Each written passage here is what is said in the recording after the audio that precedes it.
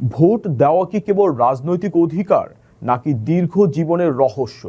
নতুন এক গবেষণায় দেখা গেছে ভোট দিলে মৃত্যুর ঝুঁকি কমে ৪৫% পর্যন্ত।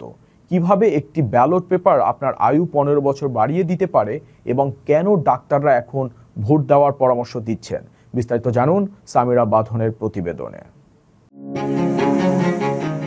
ভোট দিলে দেশ বদলায়, এটি আমরা সবাই জানি, কিন্তু ভোট দিলে আপনার আয়ু বাড়তে পারে এমনটা কি কখনো শুনেছেন? সম্প্রতি ইউনিভার্সিটি অফ পেনসিলভেনিয়ার একদল গবেষক এক চাঞ্চল্যকর তথ্য সামনে এনেছেন। তাদের মতে নিয়মিত ভোট দেওয়া আপনার দীর্ঘায়ু হওয়ার পথে এক শক্তিশালী হাতিয়ার হতে পারে।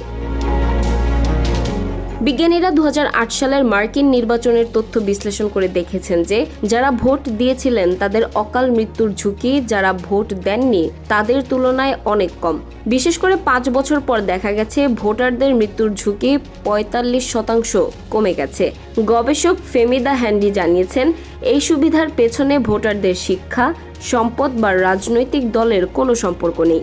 এমনকি আপনি যাকে ভোট দিয়েছেন তিনি যদি হেরেও যান, তবুও আপনার শরীরের ওপর এই ইতিবাচক প্রভাব বজায় থাকে।